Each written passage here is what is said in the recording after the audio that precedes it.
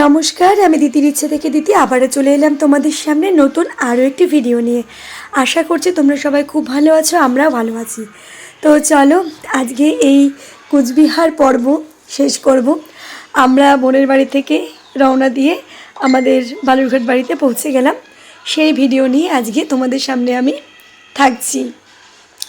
তো দেখো এখানে তো আমরা সন্ধেবেলা বুনু ওই চাটা নিয়ে সব রেডি হয়েছিল খাওয়া দাওয়ার জন্য।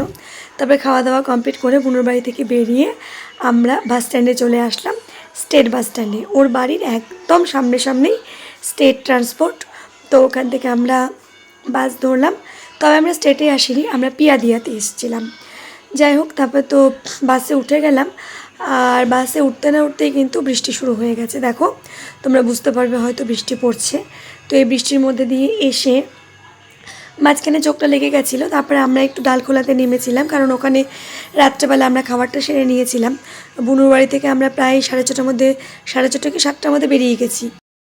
দেখো এখানে ভোর হতে হতে আমরা পৌঁছে গেলাম বালুরঘাটে। তো বৃষ্টি কিন্তু হচ্ছিলই সারা রাত্রে, প্রচুর পরিমাণে মেঘ ডেকেছে, বাজ পড়েছে, বৃষ্টি চলছিলই। আর খুব হালকা হালকা কিন্তু শীত করছিল। তো সেই কারণে না আমি একটা চাদরও গায়ে জড়িয়ে নিয়েছিলাম, কারণ ঠান্ডা লেগে গেলে পরে খুব কষ্ট হবে সেই কারণে। যাই হোক, তোমরা যারা যারা বালুরঘাটে থাকো তারা তো এই বাড়িঘরগুলো দেখে চিনতেই পারছো, এগুলো সব আমাদের হসপিটাল মোড়ের বাড়িঘরগুলো। তো যাই হোক, আস্তে আস্তে বালুরঘাট বাস স্ট্যান্ডে পৌঁছে গেলাম। তো তারপর ঠিক আমরা টোটো করে বাস থেকে নেমে বাড়ির পথে রওনা দিলাম আমরা সবাই। তারপরে বাড়িতে পৌঁছে মায়ের কাছাকাছি এরকম ঝামেলা। দেখো আমি নিচে বসে আছি, এই যে মা দেখছে। So thank you all for this. তো দেখো আমি যখন এখানে বসে বসে ভয়েস ওভার দিচ্ছিলাম, বাবা আমার পাশেই বসেছিল আর ও একটুখানি ভয়েস ওভার দিয়ে দিল। যাই হোক, কেমন কি হলো তোমরা কিন্তু অবশ্যই আমাকে জানিও। আশা করছি আমার ভিডিওগুলো তোমাদের খুব ভালো লাগবে। যদি ভালো লেগে থাকে তাহলে কিন্তু অবশ্যই একটা লাইক, কমেন্ট আর ছোট্ট করে সাবস্ক্রাইব করে দিও। তো চলো তোমরা দেখতে থাকো।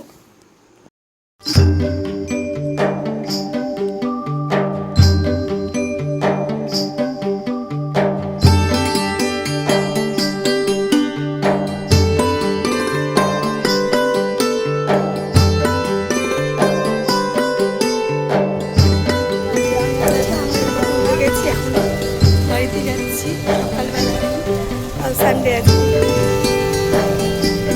চলো